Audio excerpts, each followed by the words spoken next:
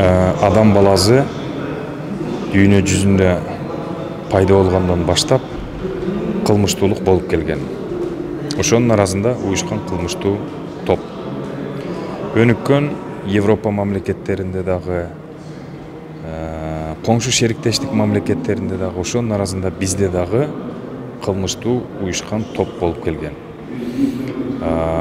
Күрөшүү сөзсүз түрдө болушу керек.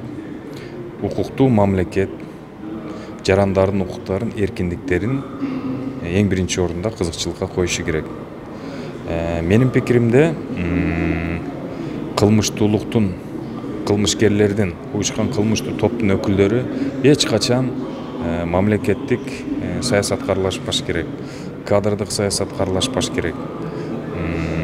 Кылмыштуулук менен күрөш нормалдуу, адекваттуу мамлекетте дайыма жүргүзүлүү турушу керек, мыйзамдын алкагында. Биз мыйзамдуу өлкөдө жашайбыз. Кыргызстан суверенный демократиялык өлкө, конституциябыз бар, мыйзам бар. Демек бизде кирим дүйнөдө болбош керек. Биз мыйзам жолу менен жашаш керек. Эми бул мындайда биз демократический мамлекетте жашасак, демократикалык, анан эми бул күрөшүү мен ойлойм болуш керек да. Эмне дегенде мына Грузияда деле өзүңүз билесиз, Саакашвили ошол организованный преступность менен күрөшүп, аларды ошол түп тамыры менен жок кылган үчүн ал жакта азыр инвестициялар келип, мамлекет өнүгүп атпайбы? Менин оюмча ошол биздин да укук коргоо органдар ошол максатты көздөп атат болуш керек деп ойлойм да. Алар дагы ошол ушундай коркунуч болбосун деп, инвесторлор келгенде аларда дагы эч кандай мындай кооптонуп, эртең бирөө келип бизди дагы бирдекеге мойнубуз кыйылып кетпесин депчи.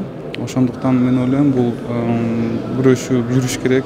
Биз ошо коомду тазалашыбыз керек. Биздин ошол спортсмен балдар болобу, башкалар болобу да, алар дагы түшүнүш керек.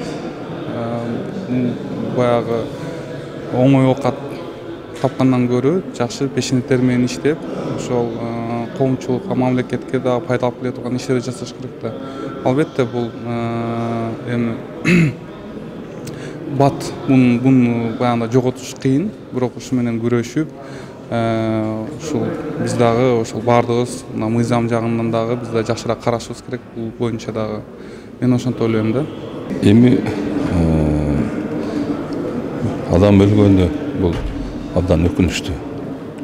Адамдын жашоого келгенде эми Алла Таала өмүрдү ошол кыла берет.